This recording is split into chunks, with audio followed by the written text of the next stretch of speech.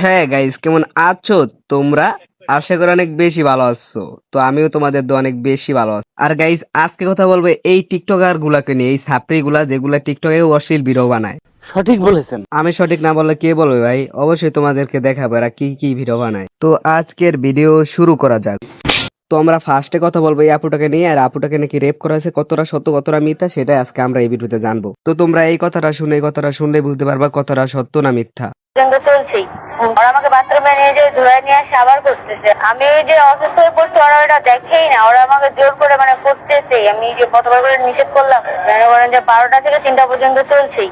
হুমকি দিচ্ছিল, বলতেছিল কট দিবে, বলতেছে তামিমকে পুলিশে ধরা দিবে, যে সে বলতেছিল। তো সেই জন্য ওদেরকে দিতে হইছে। বিশ্বাস করেন রাসেল ভাই, আমার জীবনে আমি এরকম রেপ দেখি নাই। কারণ যাকে রেপ করেছে সেই নাকি হাসে, ভাই এটা কি ভাবা যায়? যাই হোক, মালে আসেন। এবার কথা হবে অন্য টাপুকে নিয়ে। গাইস, একবার এইটা দেখেন।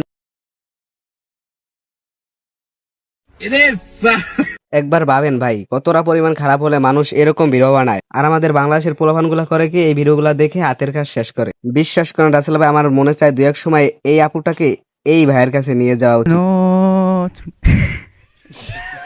তো যাই হোক, এখন কথা বলবো এইটাকে নিয়ে। দেখেন এটা কি করে।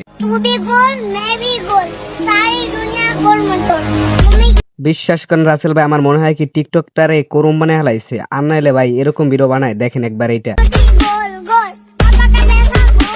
ডাব গাছে ভাই ডাব হইলে কি টেপা টিপি শুরু করতে হইব? এর জন্য তো কিছু যত টট নিতে হইব। বিশ্বাস করেন রাসেল ভাই, এটা যদি আপনার কাছে দিতাম আপনি অবশ্যই খেয়ে ফেলাইতেন।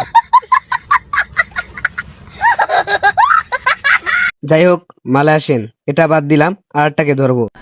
দুইটা জিনিস আমি খুব মেনে চলি, যেটা আমার সেটা অন্য কারোর হতে দেই না, তাই নাকি? আর যেটা অন্য কারোর সেটা আমি চাই না। কথা ক্লিয়ার? বিশ্বাস করেন রাসেল ভাই, একটা মেয়ে কতটা পরিমাণ খারাপ হলে এরকম টিকটক আইসা ভিডিও বানায়। আমার মনে হয় কি ওদের মাথায় বেরেন না, গোবর আছে। আর নাহলে ভাই এরকম কেউ ভিডিও বানায়, যেটা আমার জিনিস সেটা আমি কাউকে নিতে দেই না, আর যেটা অন্য জিনিস সেটা আমি নেই না। হ্যাঁ, বালের ভিডিও মানে আমার। এখন কথা বলবো এটাকে নিয়ে। চলো তুম করে আর্জেন্টিনার ফ্যান গো বর্তমান অবস্থা দেখাই।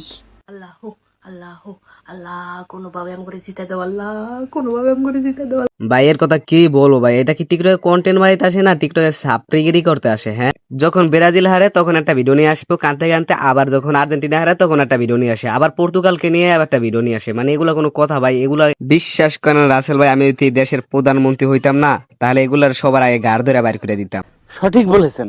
আবার দেখেন এখানে কি বলে। এই কমেন্ট বক্সে ছবি দেওয়ার সিস্টেমটা খুবই খারাপ হইছে। টিকটক চালু চালু, তুমি এটা উড়াই লও, চালু চালু। ভাই এমন করে বলতাছে মনে হয় টিকটক কোম্পানির সিও মনে হয় ওর বাপ লাগে।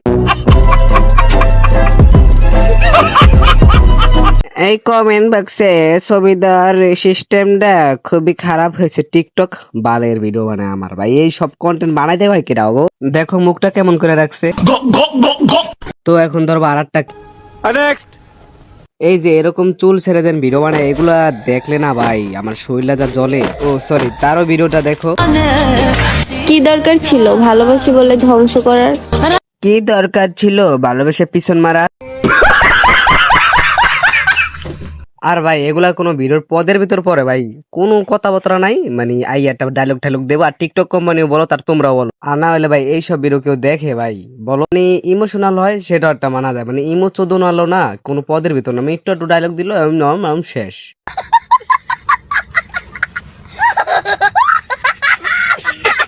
আর গাইস, অনেক কথা বলা হলো। যাই হোক, আজকের মতন বিদায় নিচ্ছি। আল্লাহ হাফেজ। তো নেক্সট ভিডিওতে দেখা হবে। Tata, bye bye.